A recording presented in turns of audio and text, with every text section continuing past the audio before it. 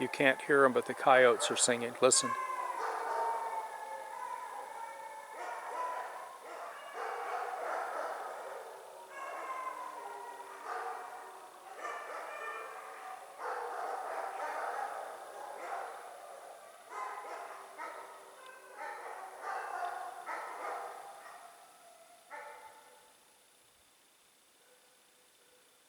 The coyotes have stopped singing, so my dogs stopped.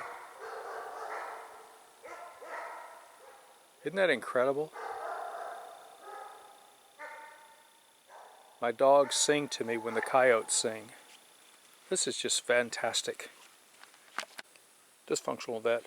That lid that you see right there I was using to trap insects, so don't worry about that. The grubbing hoe right there, that's a tool that you really and truly do not want to be intimate with because it will work you. What I did was I leveled off this spot and I pre-dug a hole just a little bit.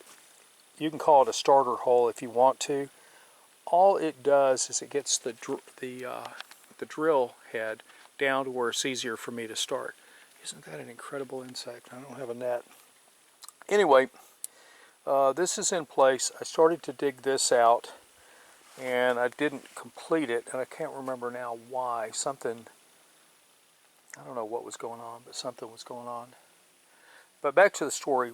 This will have a, see right here, you can see where the drain goes. It will go over here. This is approximately just under 1 square yard, and I'm planning to drill approximately 30 feet at each time that I drill.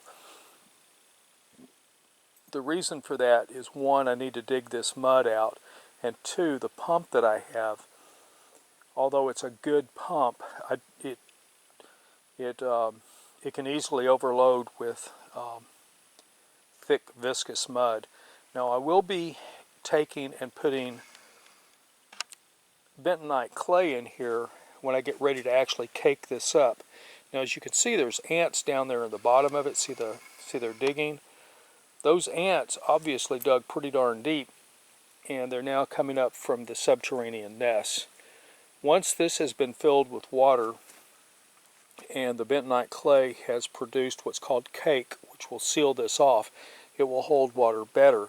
And each time I need to use it, I'll need to mix a little bentonite clay, let it settle for a little bit, and then go ahead and use it. The bentonite clay will keep this from leaking water out. The bentonite clay also thickens up your drilling fluid, called mud, and that mud will circulate down through this drilling stem and will help carry up particulate matter this way. It also walls off the well itself so that the bore is less likely to collapse. Now, if everything in a perfect world, I would want to go down and immediately case it, because that bentonite clay won't last forever. But since I'm going to leave this filled with drilling fluid and not worry about that too much, my last push of 30 feet will be down to the depth that I need, at which point I will then, first I will be baling by hand, I think, to get the drilling fluid out and get the bentonite clay to break free while it's still in liquid form. And then I'll be putting a submersible pump in here, and I'll be pumping it and developing the well. When you run your casing inside here, the next thing you do after the casing is down in there and your well screen is at the bottom, you then rock the thing in. And there are several people who have been using sandblasting stuff. I don't know if that's really safe, because some of that sandblasting stuff is extremely sharp, and I don't know that you wouldn't damage your innards if your water was not very heavily filtered. There are some people that do some stuff that in my mind is just completely unsafe, and using sandblasting sand is one of those things. Now if it's just pure sand, you don't really want that either. You want rock because you want larger particles. And I think I did a video on particle size. I'll have to check. Let me show you what I'm doing as far as the screen as I'm building this stuff. Up here, I've got these larger and smaller holes. These are 3/8 and these are 1/8 inch. The 1/8 inch there's a lot more of those than there are of these larger holes. And you come around, and I have a big wide open spot here for rivets.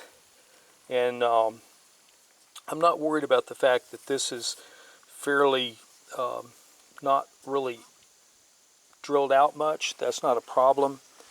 I may put a few holes in this, I haven't decided yet.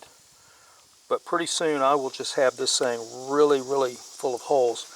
Now, the way I'm going to be cleaning this stuff out, I'll take a chisel or something sharp. I'll knock these edges off here, maybe a razor knife, I'm not sure. You can knock it off with your fingernail. It's not a big deal. It's easy to do. And I will run a brush through the inside of this, and then I will vacuum it. And once I vacuum it, then I will flush it out with water with a pressure washer. I'll run the pressure washer down through the length of this. And once I've done that, then I'll come back, I'll dry it, I'll put the stainless steel mesh on it for the well screen, and I'll have this ready to go. The rest of this stuff will also be pressure washed, but I'm not going to be vacuuming it or anything else. I'll just run the pressure washer through it, get any dirt out of it, and I'll be running a little Clorox at the same time to get any fungus or anything like that off of this so that I don't have anything to start a biological load with. And I figure this is going to take me another 2 weeks to finish this, and that's not a problem. Hope this helps. Dysfunctional vet out.